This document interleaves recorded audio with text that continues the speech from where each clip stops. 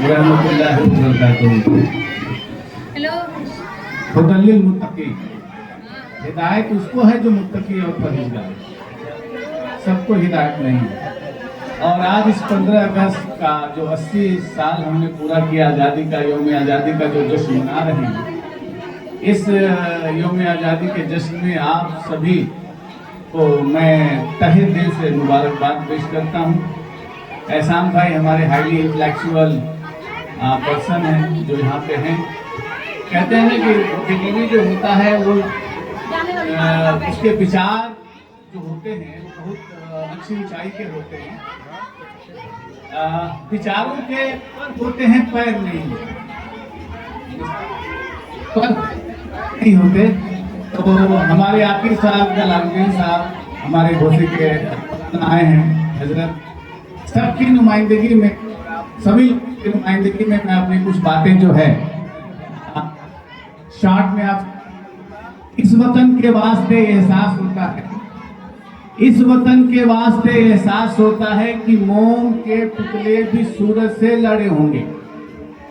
क्या वो दौर रहा, क्या ये वक्त रहा होगा कि मोम के पुतले विश्व की सबसे शक्तिशाली सेना के सामने हमारा हिंदुस्तान खड़ा हुआ।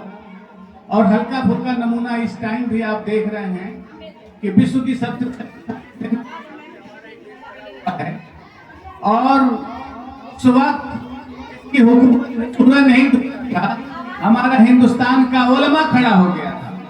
एडवर्ड थॉमसन अपनी किताब the other side of middle में लिखते हैं, कभी बात करूंगा। एडवर्ड थॉमसन अपनी किताब the other side of middle में लिखते हैं कि लगभग 14,000 उलमाओं को मुरादाबाद से लेकर के दिल्ली तक फांसी दिया गया था। कितने? 14,000। कौन?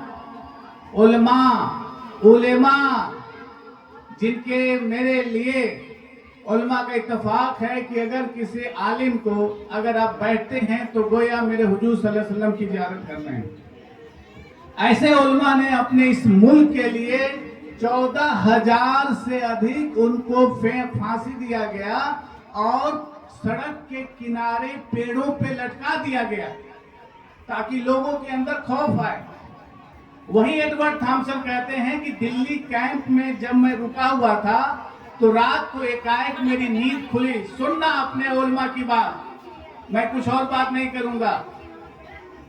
जब उनकी रात को नींद खुली तो देखा 40 उलमाओं को बांध करके उनको आग में डाला जा रहा था। ये क्यों आपको नहीं बताया जा रहा है? क्यों आपसे छुपाया जा रहा है? ये आजादी आपके खून से लिख करके तब जा करके हमारा मुल्क आजाद हुआ। एडवर्ड थॉमसन यहीं ने रुक उठते हैं, कहा कि 40 उलमाओं को बधा हुआ देखकर मैंने आग में डालते हुए देखा, फिर 40 उलमाओं का और ग्रुप लाया गया और फिर आग में डाला गया। तब जा करके ये आजादी का जश्न जो हम लोग मना रहे हैं, इसको देख रहे हैं। हम किसी की अहमियत को कम करना नहीं चाहते।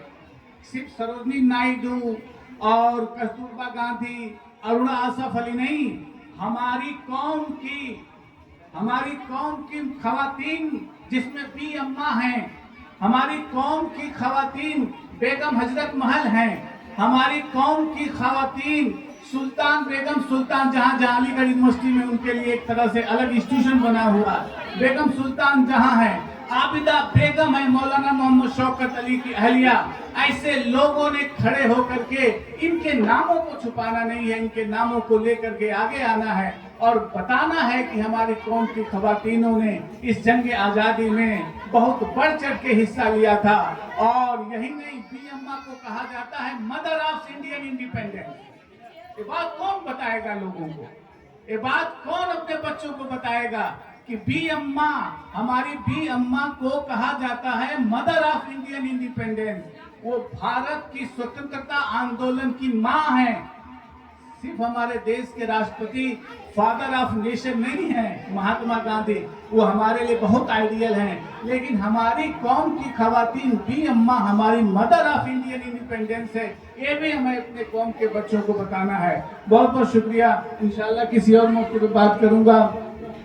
कई जगह पहुंचना है, आधे आधे घंटे का बस फर्क है।